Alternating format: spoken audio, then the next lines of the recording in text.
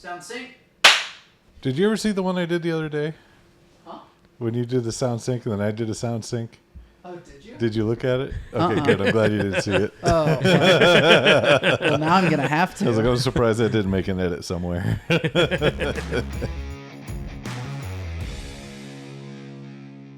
We're just going to start out right out the gate. Dumpster fires are back in stock. Yes. And how apropos it is. Yeah, it's it was out of stock for months, but it's back. We have plenty in stock. We've shipped out a shitload to shops and lounges all across the United States, and we're probably getting some down to the boys in Australia the next time that they put an order together. So if you're in Australia or live down there or vacationing down there, whatever, Garrison Supply Company is your source for Warfighter tobacco cigars. They do a cool job on everything they got set up down there, and they're working on doing some dinner and cigar events. There is no cigar culture in Australia. And if there is, it's very few and far between, and it's a handful of people that hang out. But it's nothing like it is here in the United States. It's very interesting. I've had a lot of phone calls, a lot of conversations with the boys down there. And they're doing their best to create one because there isn't. So they got a podcast too, the Garrison podcast. The Garrison podcast. Once we figured out what it was. Mm-hmm. But yeah, it's on... I know it's on Spotify. Pretty sure it's on YouTube. And definitely Apple on and all the YouTube. other phone Yes. stuff too. No, they are on YouTube. They're throwing all their episodes up. They put clips up and everything.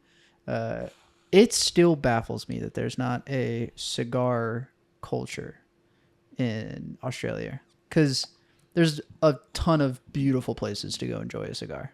I feel like Australia is, I mean, it's way fucking bigger. Yes. But I feel like it's a mini Texas. I could see that. Like you have your cities and you got the people that, you know, they're like, oh, okay, yeah, cool. Nice hair.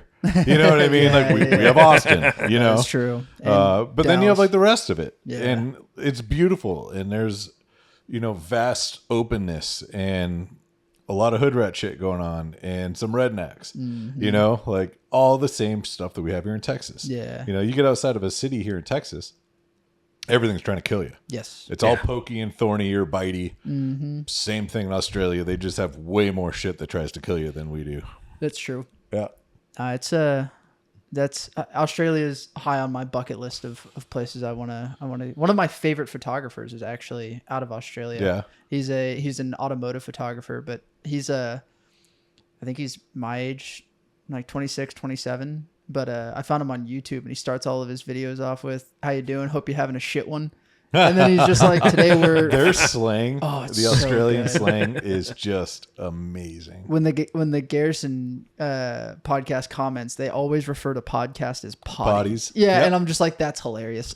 Like, it's like, yeah, I tell my dog to do that every morning. 100%. 100%. Yeah. But yeah, they got, I mean, just going through like any of the communications that I've had with them, whether it's a phone call or a video call, any of the you know, messaging going back and forth, there's just so much slang that's involved, and I love it. I love all of it. So awesome. Speaking of the Garrison guys, they were one of the many that commented on last week's episode, wondering more information about... I was just going to read his comment on that because mind. it was pretty funny. He says, I commented on your YouTube, but can we pick your noodle on how you set up that new ventilation system? Noodle. You're not wrong. That's awesome. But yeah, and so my response was, I don't know if y'all have Amazon down there like we do here, but here's the product I ordered. But yeah, we did get some comments. We did. And so, I mean, I can just jump into it real quick. It really wasn't that difficult. I used some redneck ingenuity and a little bit of maybe common sense math. At least it made sense to me, but I'm not an HVAC guy, so I don't know if what I'm about to say is right or not. If you're an HVAC dude And what I'm saying is completely wrong. Please correct me. You're not going to offend me. I lost the ability to be offended about 20 something years ago. So what I did is I calculated the cubic square foot. No, the cubic foot, not cubic square foot. That doesn't make any sense. Either it's squared or it's cubed. I wasn't going to call you out. Yeah. So I calculated the cubic feet of this room and the other room, because there's two rooms that are ducked together on the same system. And once I got that measurement, that number, I essentially found an inline duct fan. That's exactly what I searched for. That moved that equivalent cubic feet of air in somewhere roughly between 3 to 5 minutes. Right? I'm not looking to flip this entire room in under a minute. I mean, in theory, yeah, we could do that. But then you start dealing with a lot of air exchange issues, meaning you're trying to suck out too much air than is actually coming into the building. And without having an air exchange system set up, meaning your AC or heat, your HVAC system is actually pumping in outside air instead of just cooling and recirculating your inside air, which is what most systems do, you're going to create essentially a vacuum. And either the fan isn't the ductwork that you just built, the fan, the exhaust isn't going to work as well as you want it to, or every door is going to slam shut. Every door is going to be hard to open or close, or you're going to figure out you might have a lot of leaks in your building, house, whatever you decided you were going to build out. So I didn't want to suck out too much air, but I also wanted it to be able to remove the smoke from the areas that we're smoking in. And actually, while we're speaking, I'm going to kick that up one more notch. That is the really cool thing that it's all and from it's your and it's an phone. app integrated, the one that I got. That's awesome. So the inline duct fan that I got moves roughly 800 CFM, 800 cubic feet a minute. Just this room that we're sitting in right now, I think is roughly, if I remember my math, is like 1,400, give or take a few. It's, let's see, 12 by 14 by 8, 1344. Okay, so in theory, in just under 2 minutes, this can this duct, the exhaust fan can remove every single piece of air in this room, in theory. But the door's open. You know, like there's all these other variables that go into it.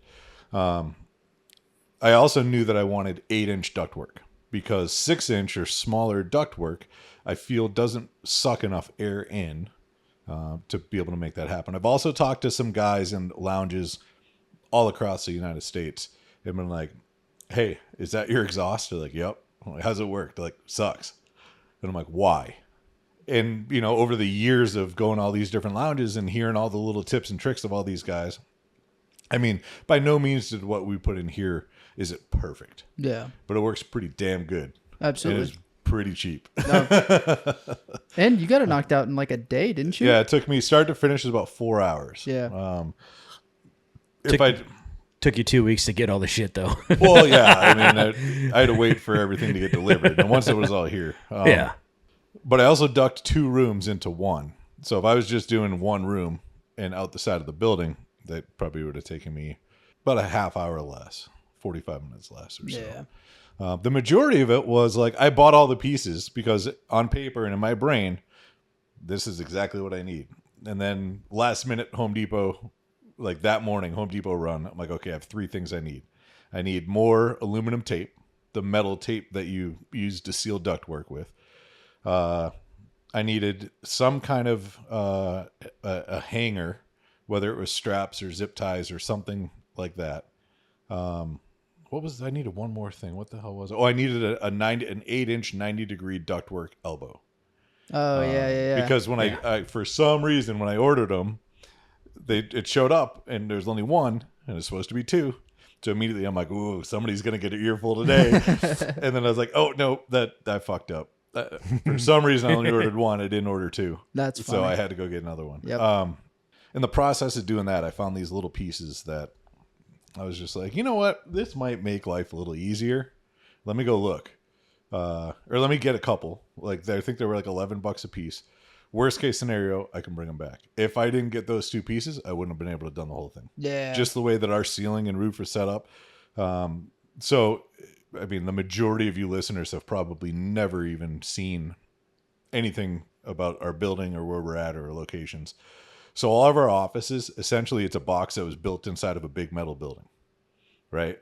So our ceiling it's a legit ceiling, but above that is walkway and storage area, and then it's not humidity controlled out there. It's just the offices that have HVAC. And so we use upstairs for storage. We have like our trade show booth and like just old boxes we're not going to use. We have a bunch of big Pelican cases. We have all of our shipping cardboard. All the stuff that is just like, okay, we're not going to use it that often, but we also don't want it like as an eyesore. So we put it upstairs and nobody sees it. We also have 2 massive air conditioning units that heat and air condition all of our office space. So there's still plenty of room up there. But there's it's all just there. I don't know. Yeah, there. Yeah.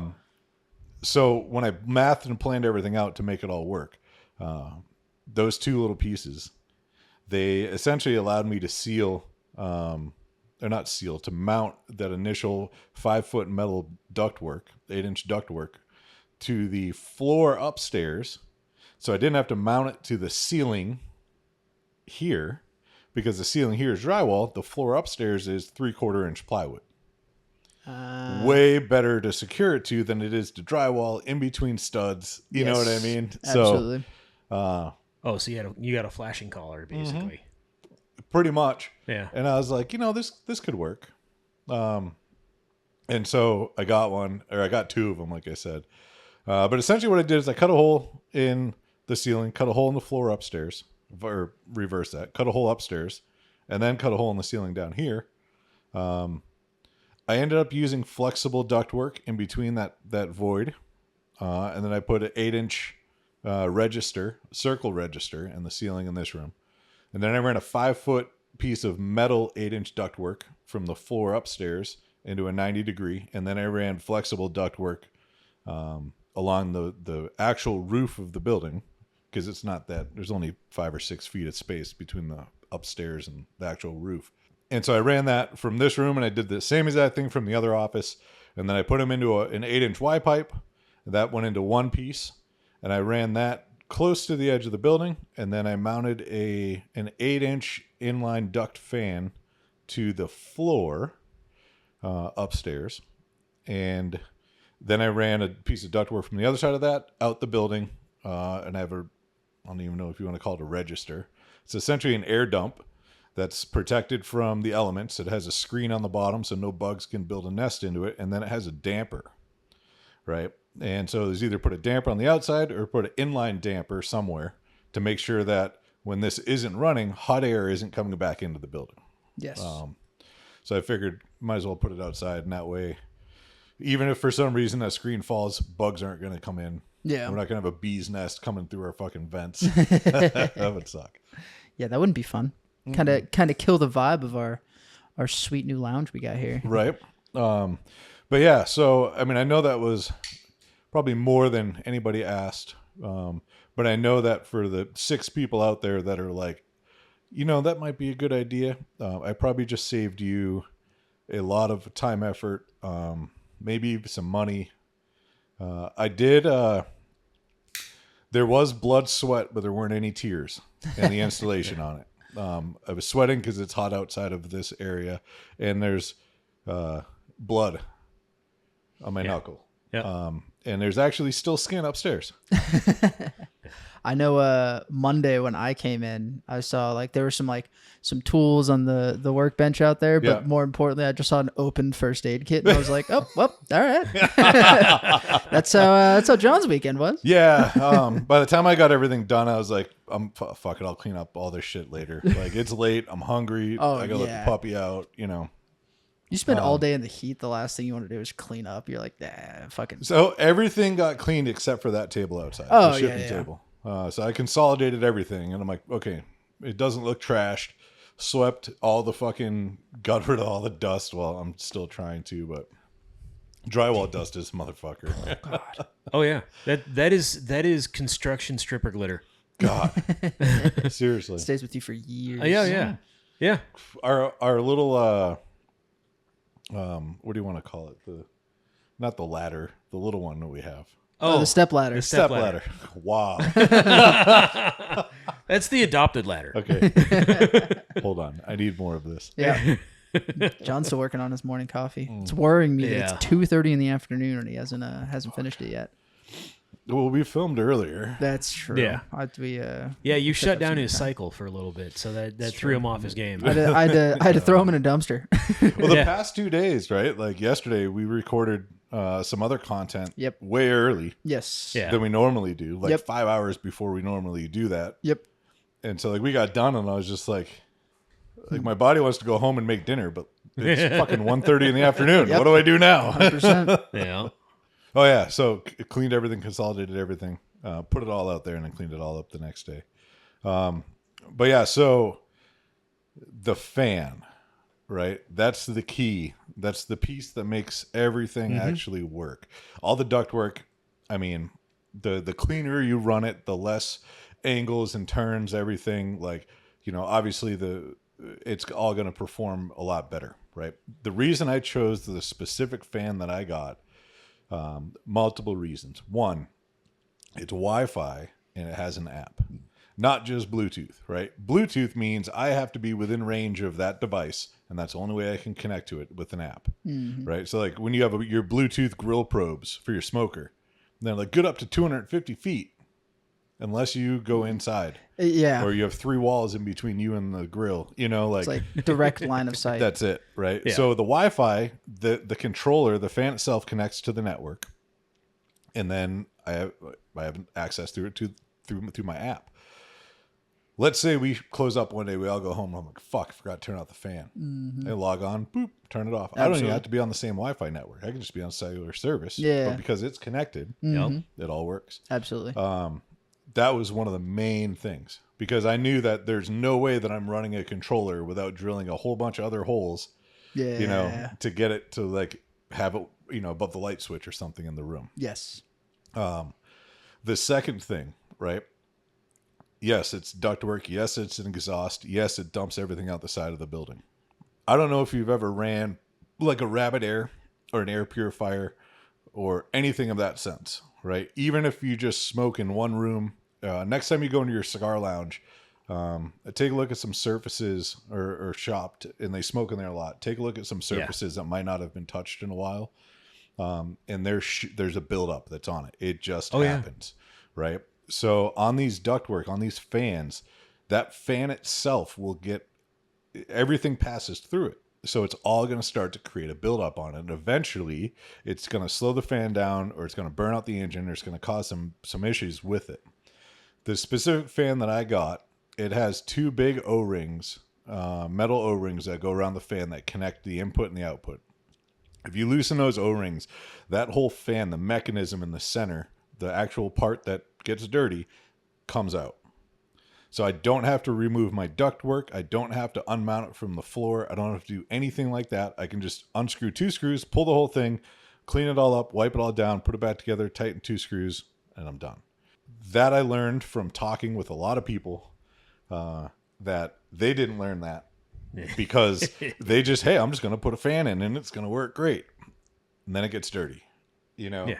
I mean, the perfect illustration for people that are trying to understand how this works is if you open your windows at night and you have a fan in the window pulling cool air in, look at the blades on that fan and imagine what it is inside in a single container. Yeah. Where you can't service it, like you can't wipe the blades down on this fan, so buy one that you can. Yeah, and you're not even smoking it. That's just random stuff that's in the air, dust, debris, whatever.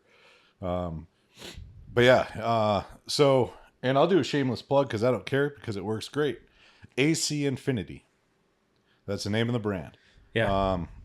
If there's, a bunch of knockoffs. There's ones that are cheaper.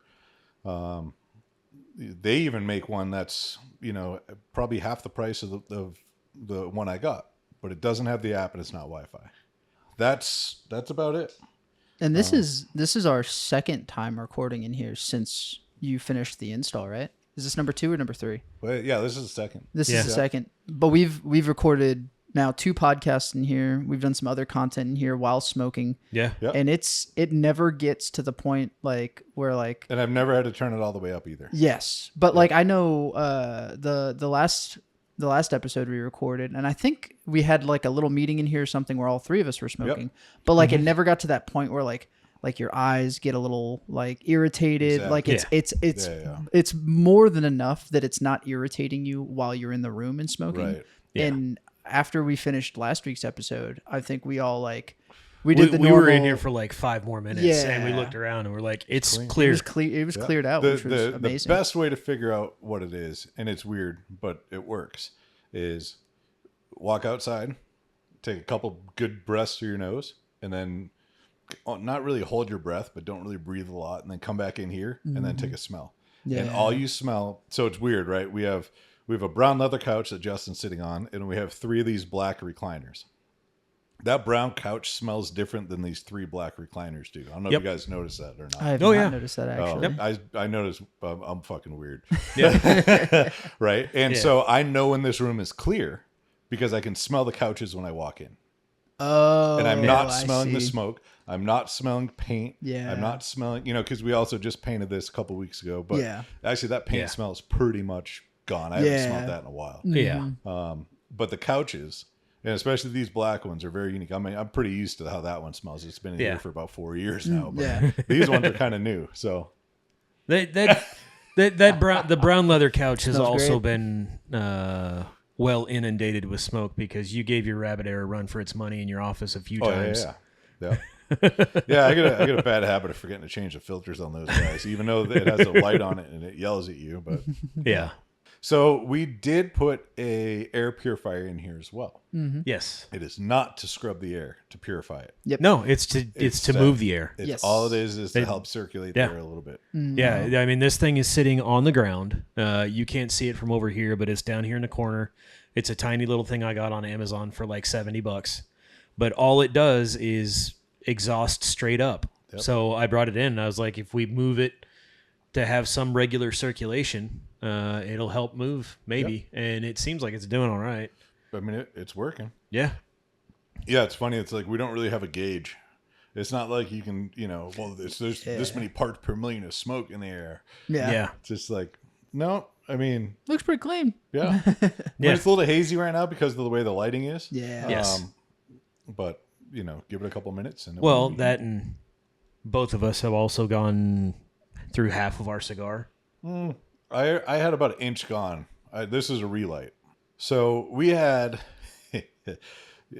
well, if you guys, follow us in social media or watch any of the fun, stupid videos that we do, we did kind of an unboxing video, for lack of better words, when our dumpster fire showed up. Yeah. Except someone had already tried to unbox them for us. Yeah, they did. They tried to get ahead of us, and it's like, guys, come on. But I don't know exactly what happened, but I'm assuming somebody with a forklift either ran into it or ran that pallet into something else, and it tore a hole in a corner of one of the boxes and pushed it in, and looked like there could have been some damage on the contents on the inside.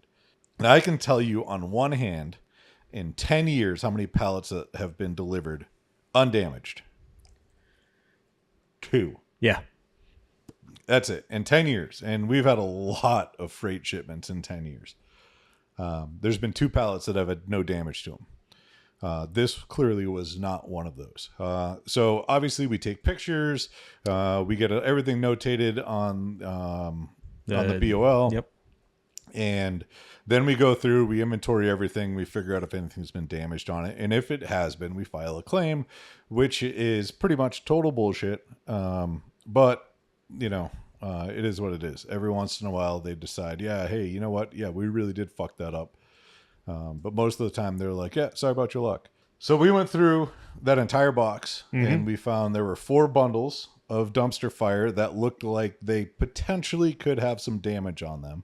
And then we took those bundles and pulled all the cigars out of those bundles and went through each one of them. Out of that, there were 4 cigars that I found that had damage. This was one of them. Mm-hmm. I've smoked 2. I think I smoked 2 of the other damaged ones yesterday. Yeah, you smoked 2 yesterday. And there was no issues with them. Yeah. And I think there might be one more. Either way, all those bundles have been pulled. Essentially, those are now quality control fails.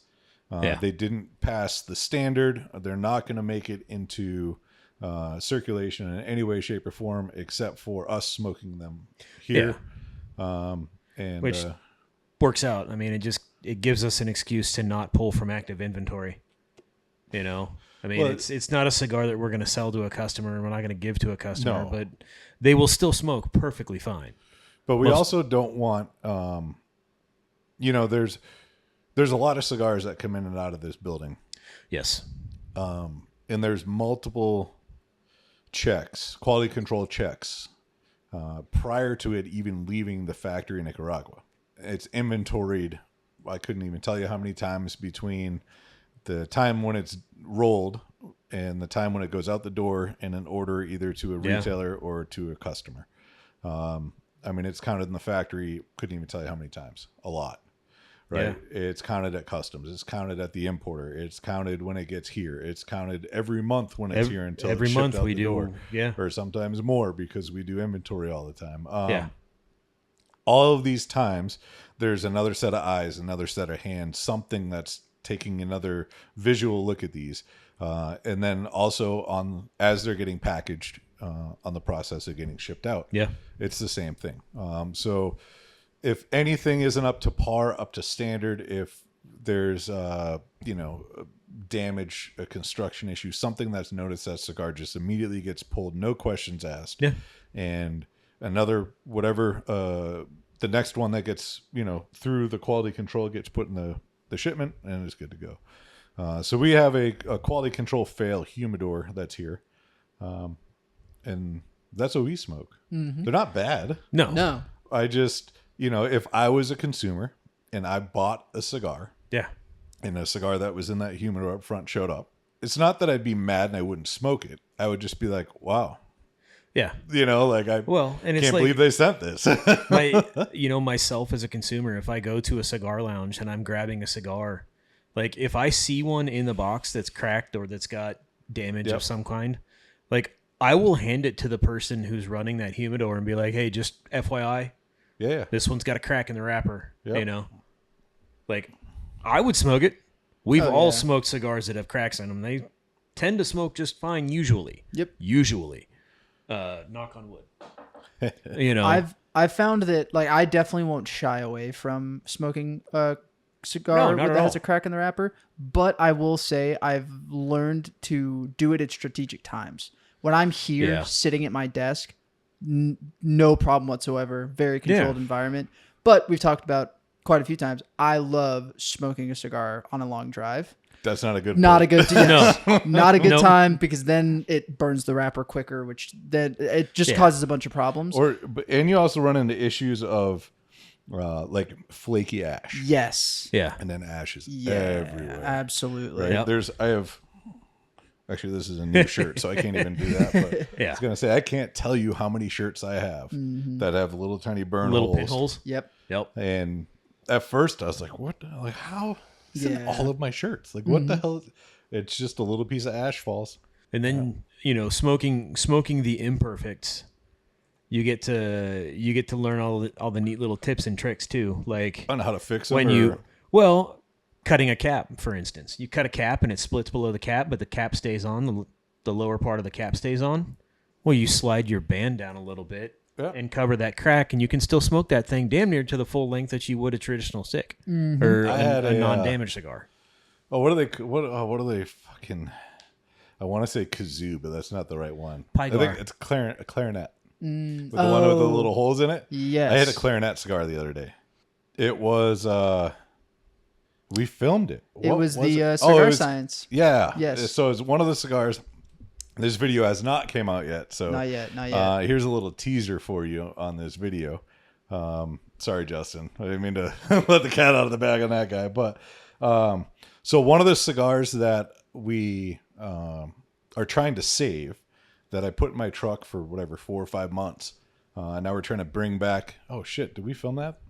Yes. Okay. Yes. On Monday? This week? Monday. I will check after this. Honestly, if we did that, I think we've filmed like 4. I think this is number 5 piece of content for us this week, and it's In fucking 3 days? Wednesday. My brain is fried It's not even in right 2.5 now. days. I know, me too. That's what, like I said that, and I'm like, oh shit. Yes, I don't even know. I think so. If not, I don't. You know think, what's funny is I bet you if we did, it was that cigar. I feel like it was. I'm pretty confident it was. Either you way, will, you will find out here soon. Sorry, guys. But yeah, it had right next to the band, it had a crack, right? And I thought it was just like it had a crack. It looked like it split because of swelling, because of temperature change or humidity change or something like that. And so immediately, just after inspecting the cigar, I noticed it. I'm like, oh, cool, look at that. No, whatever. And I did a dry draw, and I was just like, okay, that's unique. And then as soon as I lit it, I realized that it was allowing air to come in through that crack. Mm-hmm. Yeah. And so then I had literally it probably took me until I got into the second third of that cigar for it to just naturally close up. Yeah. And that was just because of the heat and everything that was going through that cigar. Allow that tobacco to kind of expand a little bit. But I just covered it with my finger and smoked it, and it smoked just fine. And then eventually I didn't have to cover it anymore, and it just continued smoking. And then when the burn line got down to that spot, I figured it was going to do something. Yeah. And it didn't. It just burned. I mean, obviously it burned to you where that crack was, but then immediately after that, the burn line cleaned back up to a straight burn line, and we're good. Yes. But yeah, the fun part about smoking a damaged cigar is you get to learn from it. Don't always treat it as a bad experience. I'm not saying that like, oh, it's cool if cigars are fucked up. No, it's still not cool. Yeah, I mean, you're spending money on something that you fully intend to enjoy. Now, if it's fucked up from production, yeah, that's a whole different story. Absolutely. Right. But if that cigar gets damaged in some way, shape, or form in transit, in shipment, in handling. If you have it in your travel humidor and you drop the travel humidor. Yeah. Or you pull it out of your humidor and you're like me and you turn and you're not paying attention and you drop it. It happens to me all the time. Mm-hmm. And you pick it up and you look at it and you're like, fuck. Yeah. So you still smoke it. That's And then you get to learn about all the little fun tips and tricks on how to prevent cigars from doing certain things or how to fix cigars once they start doing something else. Touching up cigars. I mean, we could do episode on episode about how and when to touch up cigars and all that kind of stuff and what to use to touch up cigars. And that's not even getting into like relights or anything like that. Yeah. My favorite thing to use to touch up cigars is a single jet. Oh, yes. Small, one burner jet. I don't have any with me. We don't have any of the field lighters here. Sorry. This is a double. You're running the double. I'm running a soft flame today. But that gives you the most amount of control with that heat, right? Because, say you got a little burn issue on one side, you just light that guy, touch it up real quick, let it go, it fixes itself, you're all set. Yeah.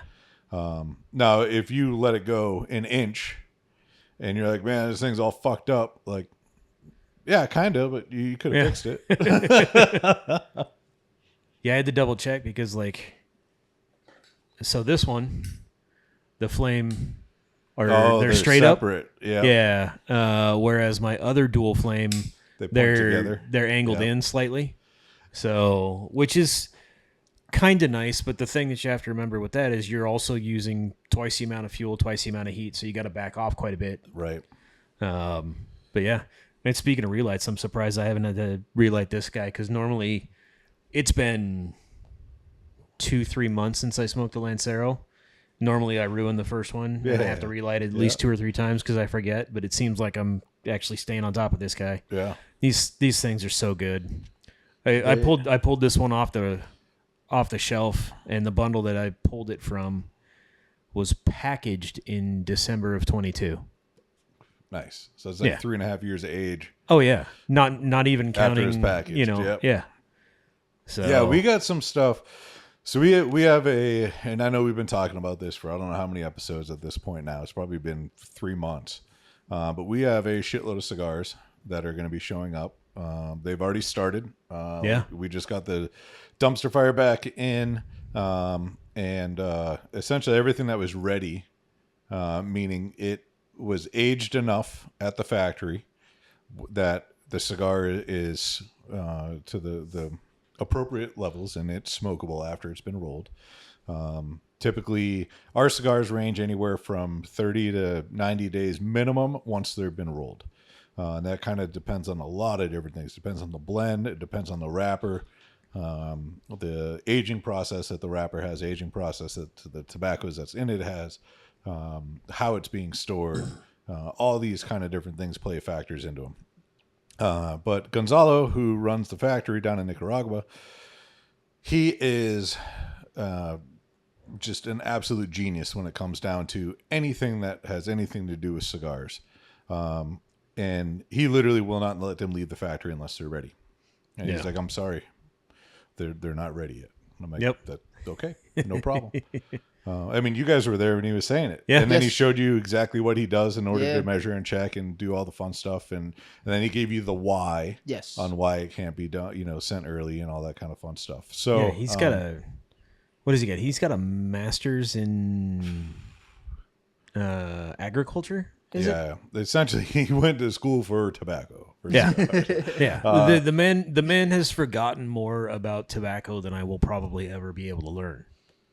It's insane. He has what I call the cigar Bible, and I don't even know because it's in Spanish, but it's a book that's probably 5 inches thick, and it's in Spanish, but literally has like somebody's I came up with this new blah blah blah blah blah. No, it's right here. Right in that book. Here's a new, now don't get me wrong. There's new processes that are, new technology that's used, new processes, new hybrids. And there's always something that's new, but the overall process of what it is, it's like, you can't reinvent the wheel. Yeah. But yeah, so we have a shitload of cigars that are inbound, and in the process of getting ready to store and organize all of the stuff that we have inbound, we've realized that there are some cigars in the humidor that have been aging for quite some time. Oh yeah. I've seen date stamps of like July of 2021. Yep, floating around in there. So, and I know, and I'm not saying don't hit us up, but I'm going to say this very clearly so that way you guys can hear and understand it. We are going to find these cigars, and we are going to earmark them and figure out how many of each size and blend we have and how much age is on these cigars. And then we're going to list an aged product category. But like Justin was saying earlier, we've already completed 5 pieces of content in the past 2.5 days. We've also received cigars. We've packaged and shipped out all of the back orders to our retail partners. We fulfilled consumer orders all throughout that same time frame, and then we have normal business activities that we have to do, like accounting and the things that it's not the glamour and glitz that everybody thinks when it comes to a business. We have legit work.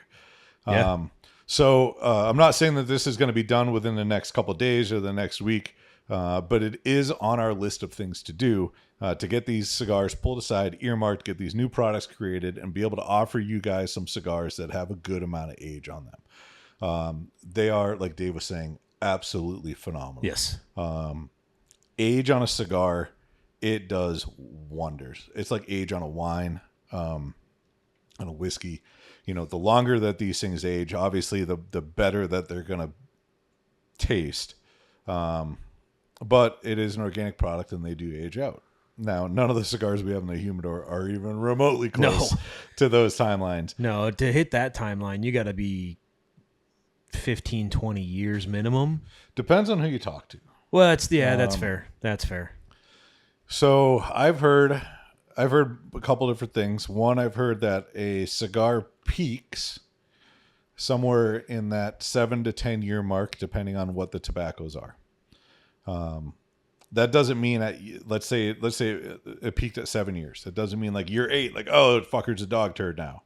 Yeah. No, now it's just starting to go back down. So it took 7 years to get up to here. How long does it take to go down, right?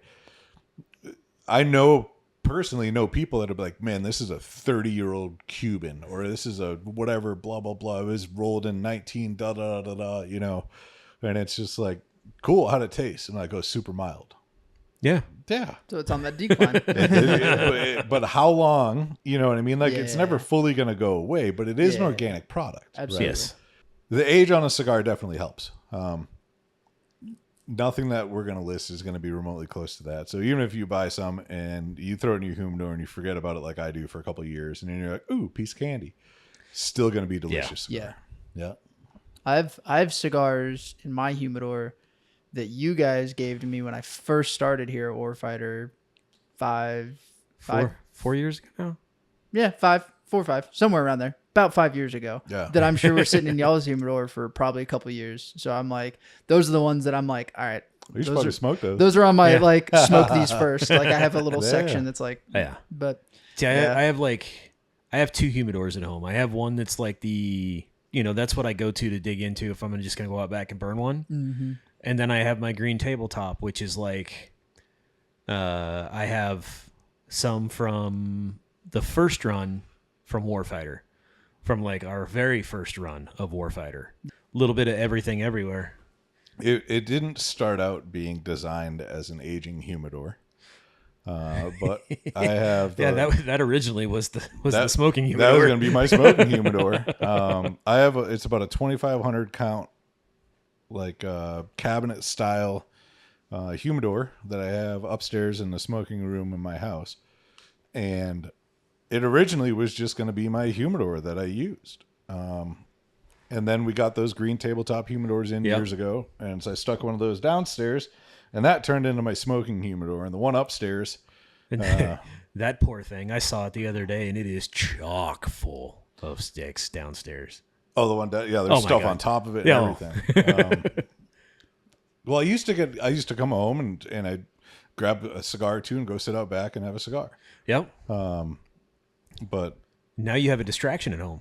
Yeah, I have a puppy. Yeah. So, and she doesn't like a good cigar? Come on now. There has been times where I've gone out, and it's usually during the day, and I'll sit out back and I'll smoke, and she's just sitting out there chilling. Yeah. But it's not as often as it used to be. Yeah. So, yeah. I mean, she's good on the, oh, that's what we're doing? Cool. I'm just gonna chill. But then it's time to uproot mommy's hydrangeas and yeah, I mean, it can't knock her for it, right? So I got she just turned 6 months last week. 6-month-old female black lab, English lab. Is she only 6 months now? Yeah, it's crazy. Well, Yep. She big girl. Well, it's funny because you look at it and then you're like, oh yeah, you're like puppy still. Yeah. But so like Mal goes out and she'll repot plants or get new plants and pot them or whatever. When the freeze happened, we had to pull everything inside and then pull it all back outside. And as we put them back out, there's a lot that got repotted and all this fun stuff. And like Mika, the dog, she's there like in everything we do. And so she watches all this, right? And I can only imagine what goes through a 6-month-old black lab puppy's brain. And then just like, oh, they just pulled that out of the pot and put that back in, and then it's like good dirt and soil and there's some fertilizer in it and stuff like that. So I guarantee you she walks over and smells it and like, oh, this kind of smells good too. Like, you know what? They did it. I'm just going to help mom. Yeah. Yep. Yeah. No. Yeah, because that's the thing that's funny is like she doesn't dig anywhere else. There's no holes in the backyard. It's just Mal's plant. It's just the it's just the potted plants. That's funny. Yeah. We had a whole bunch of redacteds go out the door Yes, we did. this week.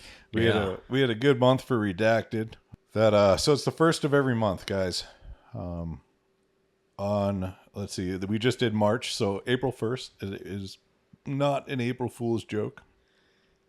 It will also be our 1 year anniversary of the launch Yes. of the redacted cigar. Yeah. Yes. And it was not done on purpose, but Yeah. we did launch the redacted cigar on April 1st. So if anybody thought it was a joke, sorry guys, you missed out. Yeah. But April 1st coming up this month, the end of this month, next month, Yes. is going to also be a redacted day. It is not an April Fool's joke. Nope. Every 5 cigars you purchase on the website, you get a free redacted cigar. Yes. We automatically add them to your order, and when we fulfill it, that's all you got to do. Yeah. Pretty easy. And, yeah. Pretty simple. But your order has to be time stamped for the first of the month. If it comes in at 12:02 on a.m. on the 2nd, sorry, man. Like, you missed it. Yeah. We make it very clear in all of the marketing. All of it. Yep. Yeah. You have how many hours, Dave? 12 hours in a day. 12 hours. Midnight to midnight. It's 12 Midnight hours. to midnight, 12 hours. Yeah. Yeah. Yeah, no, it was funny. So like we sell tobacco on the internet, guys. Like you have to age verify.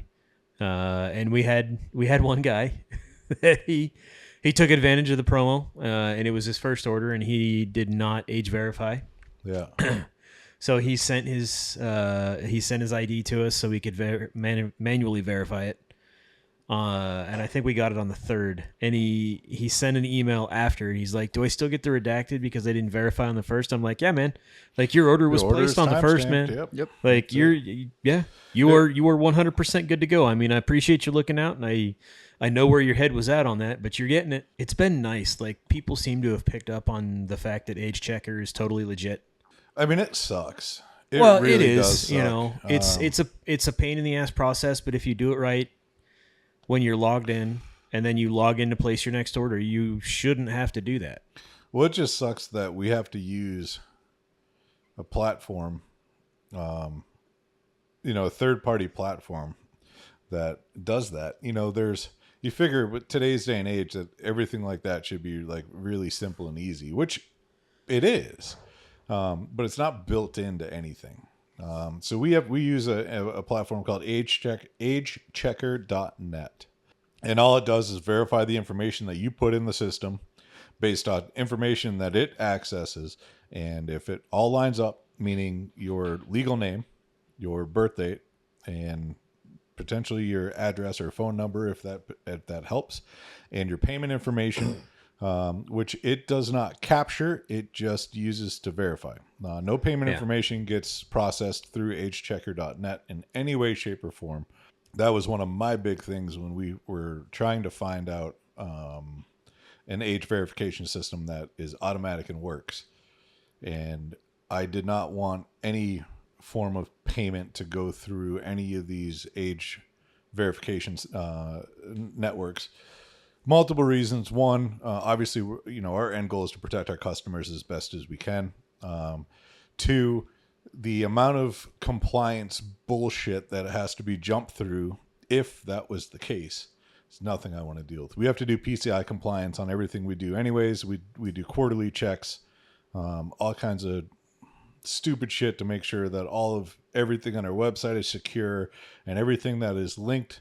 If there's any type of thing, like we have a subscription service, we use an email platform, we have all these other things that are linked in with our website, and we have to make sure that all of this is secured, so that way any customer information isn't going to be leaked or breached or stolen or anything like that. Once again, there's some of the business stuff that's nobody really talks about. Yeah. So trying to hunt down and find an age verification system that aligns with all of that. Age Checkers, one of the probably one of the best ones that's out there, at least that we found. I know after saying this, and if it hits the internet, then we're gonna get emails from everybody being like, "I'm so and so with such and such company. We have the best age verification system that's out there." Cool. But yeah, it's legit and it works. Previous to us using this, we would have to email customers, and it added hours and hours and hours every week of work just to get that verification process down. That is federally required. You on a federal level, you have to be 21 years old to be able to buy tobacco products, it is required that you show a form of a government-issued identification in order to make that happen. And then every state has its own requirements on top of that. Like here in Texas, I believe the age is 28 or 30 now. They just changed it last year. I can't remember. If you look below that age, you're required to ask for an ID. Which is such a subjective. It's bullshit. Oh, yeah. I can't tell you the last time I got carded. Fuck you. Yeah. How old do you think I, you know? Yeah. I get it. I'm old. You just got a beard trim, so it's lower. My favorite to that one was whenever I got carded, I would always just go, I thank them. Sir, can I see your ID? I'm like, Oh, yeah. absolutely. Yeah. Yeah, please. 100%. The shitty part is that Mal and I go somewhere and they card Mal, and I look, and then I just stare him down. Yeah. Right. And they give me like, oh, thank you. And I'm like, what about me? And they're like, and I'm like, it's fine. I noticed it after COVID. I fucking hardly ever get carded. It's either I never get carded, or it's the one place where the person, I always assume they've gotten in trouble before, and they are one of those where they're everybody gets a card. Everybody gets carded. You could look 60 and they're like, can I see your ID, please? Yep. So like, years ago when I was in the convenience store industry, like we would have secret shoppers. Yeah. Sheriff's office, LPD, Lincoln Police Department would send out secret shoppers, Yep. and they would send out like 17 and 3/4-year-olds, like 3 months off of their 18th birthday, because at that point it was still 18. And we'd have to card them. We had people that didn't card these kids, and they sold them. It's $1,000 fine to that clerk. Oof. And it's like a $5,000 fine to the company. Damn. It is not to be taken fucking lightly. Nope. Like, and I've carded people that have walked in this door. Yeah, like, absolutely. you know, I've had people walk in and like they know what they're looking for. Yeah. And they come up and I'm like, hey man, I can see your ID. Yep. yeah, And it's like, cool. And I'm like, thanks. Yeah. yeah. You know? I mean, nobody's gonna make it a big deal. No. I had a.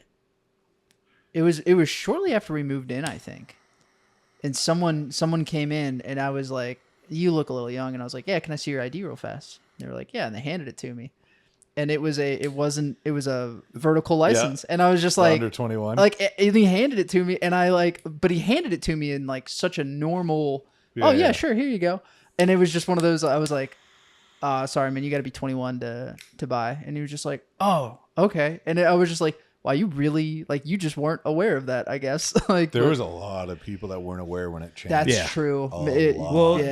there's that, and then there's also some of the people, because I saw that too with a couple of people, but their vertical ID didn't expire until after they were 21. So That they is were true, yeah. they were actually 21. Yeah. But they were like 21 in a month, and their license expired in like 2 months or something like that. Yeah.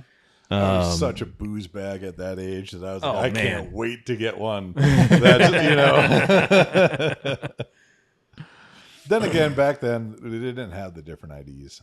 That's true. It was Yeah. all the same. Yeah, I mean, everybody, I mean, our IDs were, our first driver's licenses were still horizontal IDs, It's same as the ones we have in our pockets now. And it wasn't a provisional. No. It was just like, so you had your permit for 6 months. You went and took a driving test. You're like, cool, here's your driver's license. Have fun the rest of your life. Yep. Arizona's crazy. You get well, not so much anymore. But at least when I lived there, I went and got my Arizona driver's license, and I looked, and it expired in 2047. Yeah. And I was like, Yeah. is that right? And they're like, yeah. Okay. And they're like, yeah, it expires when you're 65. Wow. Every 7 to 11 years, they recommend you get a new picture.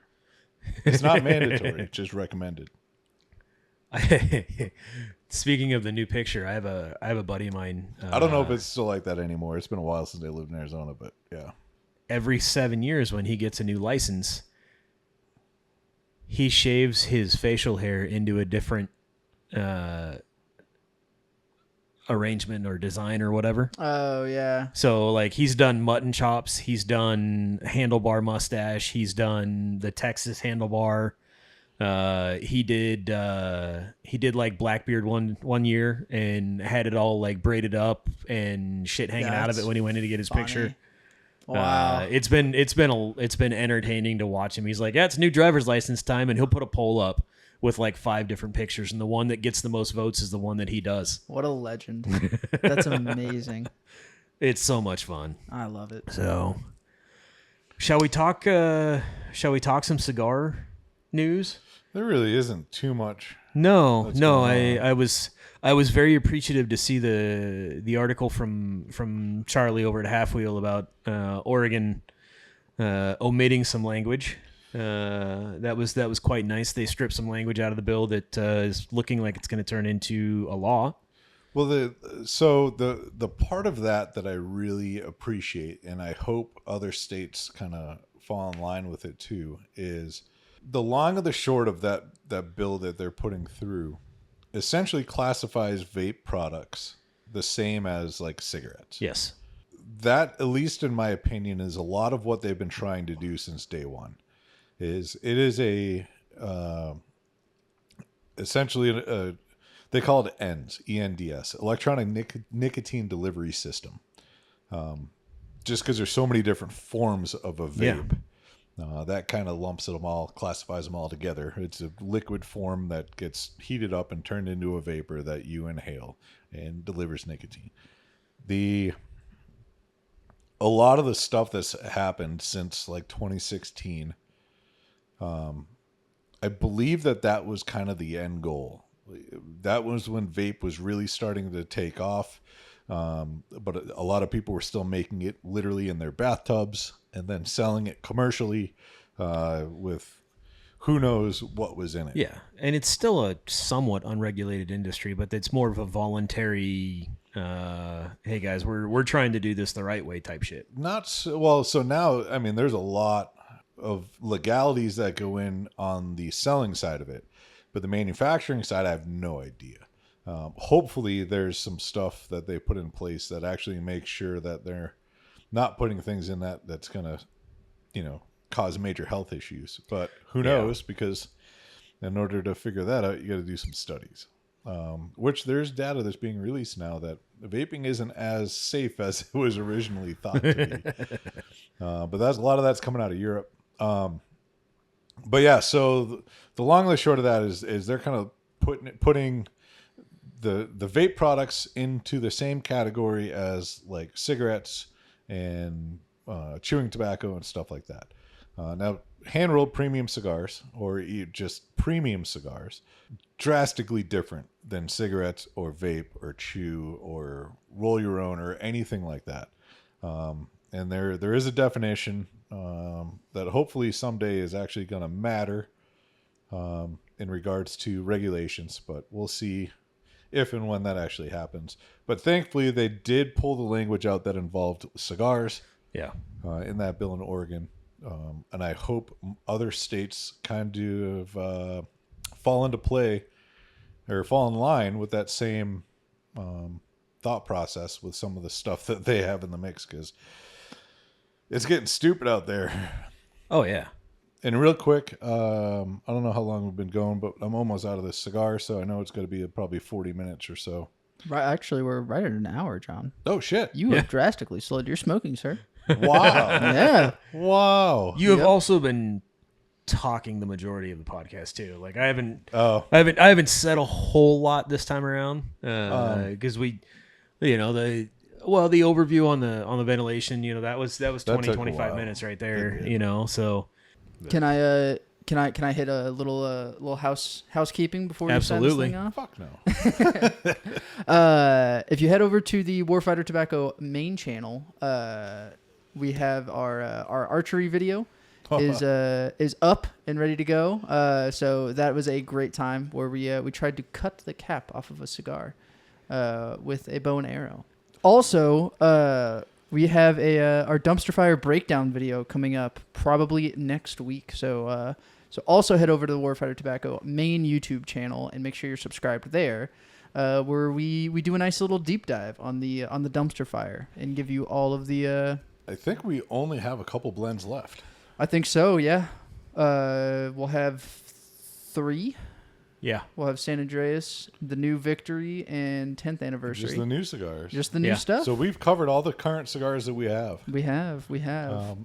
Actually, we have one we haven't done yet, the redacted cigar. That is true. That is true. That's going to be a fun one. That is going to be a very fun one. Yep. Yes, it will be.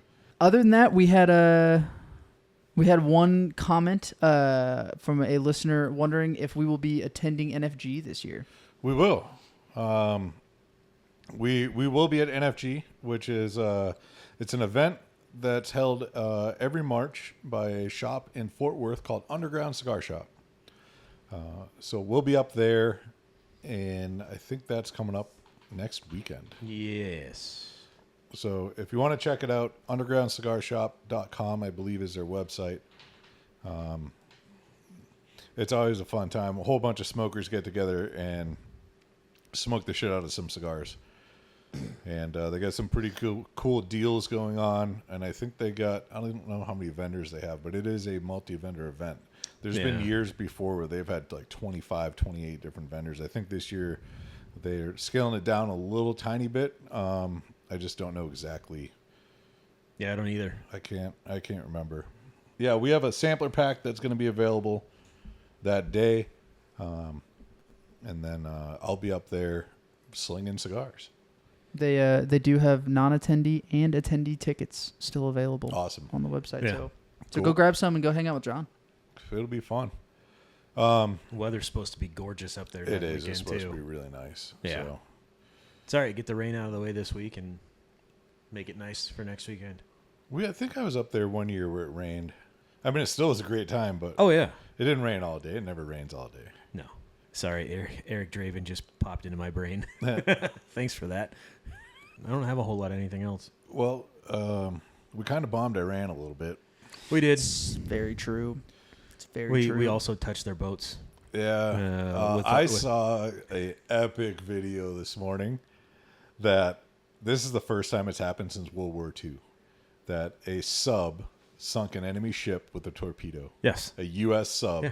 That was the boat I was talking about. And oh my God, our current day torpedoes fucking destructive. Oh, I don't know if you saw this video or I not. have not but seen we'll, this video, We'll look no. when we get done recording, we'll pull it up and look. And if you guys haven't seen it, then just do a little searching. It's out there. I know Fox News put it out. I follow a whole bunch of like independent journalists that get all these Telegram channel based videos and pictures and news updates and all this stuff from all these different conflict areas across the world. And it's legit information days before anybody else gets it. Yeah. It's pretty cool. Actually, right here is a video of it again. But yeah, so we're fucking up Iran real quick, kind of doing them dirty. So we took out their supreme leader, and then we cool. took out their supreme. Okay, leader. you're next. And then he lasted like 4 hours. They took him out. And like, okay, you're next. And I'm pretty sure they, like, not saying that I'd be over there, but if I was over there and they were like, hey, I'm like, no. Because I think like in the succession rate, if we were to equate that to how it works in the United States, like, I'm pretty sure the Speaker of the House already be dead. Yeah. And we'd be working like through like random senators at this point Oh, or something. You know what I mean? They'd be fucking drawing straws, literally. Yeah, that's it. Yeah, it's craziness. But yeah, all that's going on. It sucks. There have been some U.S. casualties. Yes. Yeah. I don't know the total number as of right now. I think last I checked it was 6. And that's always, something that comes into play anytime there's conflict. It's real shitty. We have Dave and I have a mutual friend who actually served with one of the guys. Yes, and his father. And his father. And so it sucks. Heart goes out to all the injured and all the KIAs that have happened so far with this conflict. And then there was 3 F-15s got shot down over Kuwait Yeah. by a Kuwaiti F-18. What a fucking gangster. Imagine being that. How many Kuwaiti pilots have 3 F-15 diagrams on the side of their jet. I hope they're huge too. I hope Like if I was that pilot, I hope they're I massive. literally, if I was that pilot, I would have landed.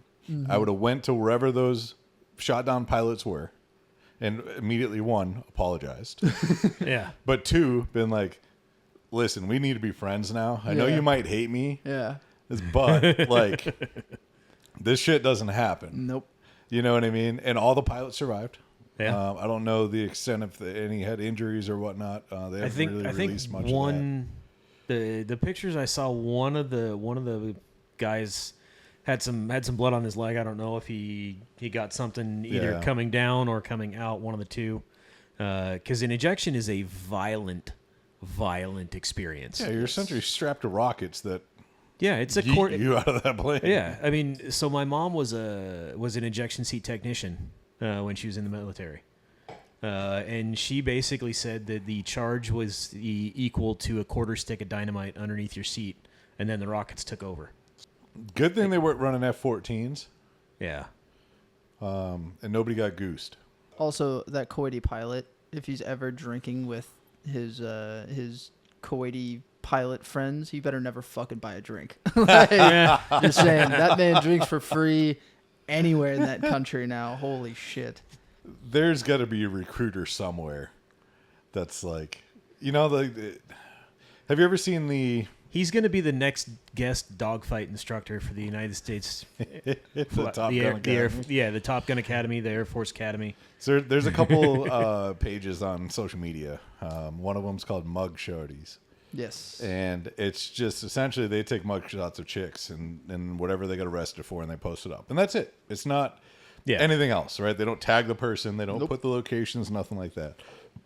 In almost every single one, you click on the comments and there's, I can help her. Yeah. I can save her. I can change her. I can change her. I can fix her. There's some recruiter somewhere that's looking at that pilot right now, and he's got the same eyes that those people have for the chicks on that. Yep. And he's like, oh, man, I can recruit him. Well, I can show you the world, baby. He's already shot down 3 U.S. pilots. Yeah. He's got to have some skill set that we need to bring over here for a little bit. But he was also on an F-18 versus an F-15. Either way, more kills than I got, or shoot downs, more kills, neutralizations. Are they kills if the pilots don't die? Yeah, you still took the bird out of the air. Yeah, you're Okay. putting the bird. You're putting the bird out of commission. Yeah. Yep. Fair enough. That aircraft is no longer. Fair enough. Like a lot of the aces in World War II wouldn't be aces if the pilot surviving didn't make it count. That's true. So That's true. Now the that guy's almost an ace. He needs 2 more F-15s. some of the enemy forces back in World War II, though, after they shot down the plane, they would come back and do strafing runs to try to kill the pilots as well. Yeah. They would. And that's fucked up. And I'm pretty sure that's a violation of Geneva Conventions It is. as well. It is. But then there's people like Major Noah Baggett, who, while under canopy, pulled out his 1911 and shot down a Zero. Yep. Like an absolute fucking gangster. There's video of that. There's gun sight camera video or pictures of that, and you can clearly see this dude under canopy just bow. What a fucking legend. Well, that's it for me, fellas. Yeah. You got anything else? I got one random fact, and then I'll leave hit you guys on that. Male platypuses are venomous with their ankle spurs wired to hidden venom glands. Okay. So if you're ever in a fight with a male platypus, watch out for the spurs on their ankle glands. Or their ankle spurs. Their spurs on their ankle glands. Trying to think of a Perry There's the not much Platypus left in there. joke, and I just can't I can't get there. That's John's fun fact of the week. I love this. This is our new segment. I think this should be a new one. Another fun fact, the shortest domestic scheduled flight is just 1.7 miles between 2 Scottish islands. They keep going. Abraham Lincoln was a licensed bartender. Hey, you got to save these for upcoming episodes. It'll go man. away. It's a Screenshot that shit. Oh, man. A group of flamingos is called a flamboyance. Of course it is. Yeah. Checks out. That math does, in fact, math. You know, flamingos are pink because of what they eat.